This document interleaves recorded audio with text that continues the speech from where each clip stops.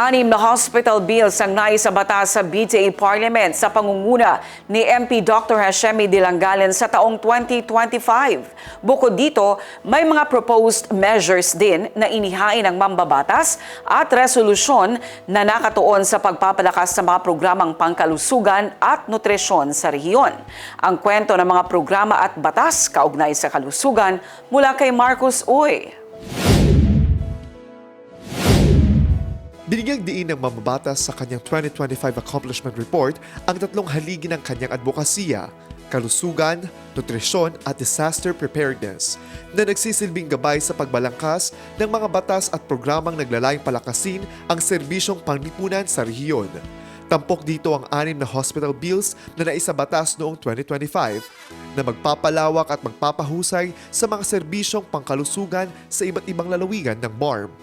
Kabilang dito ang pagpapatatag at pag-upgrade ng mga pampublikong hospital sa Basilan, Tawi-Tawi, Maguindanao del Norte, Maguindanao del Sur at Llano del Sur, isang hakbang na maglalapit ng dekalidad na serbisyong medikal sa mga komunidad.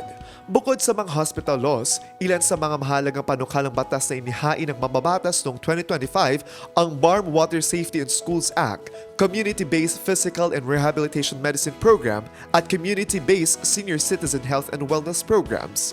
Mayroon ding 8 resolusyon na inihain na nakatuon sa pagpapalakas ng mga programang pangkalusugan at nutrisyon sa rehiyon. Ayon kay MP Dilangalen, ang mga tagumpay na ito ay patunay ng maayos, mabisa at makataong serbisyong publiko, gayon din ang patuloy na pagsisikap ng Bangsamoro Parliament na may sakatuparan ang mga programang tunay na tumutugon sa pangangailangan ng mga mamamayan. At sa ating mga kababayan, maraming salamat po sa inyong tiwala at suporta.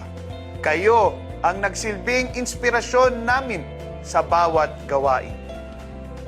Sa pagpasok ng bagong taon, maasahan ninyo na ang aming opisina ay mananatiling tapat sa tungkulin. Kami ay maglilingkod ng may kahusayan, malasakit at taos-pusong dedikasyon. Pagsisikapan nating mahigitan ang mga nagawa na natin. At inshallah, patuloy nating ibubuhos ang ating lakas upang itaguyod ang isang matatag, mapayapa at nagkakaisang Bangsamoro. Marcus Uy, iMinds Philippines.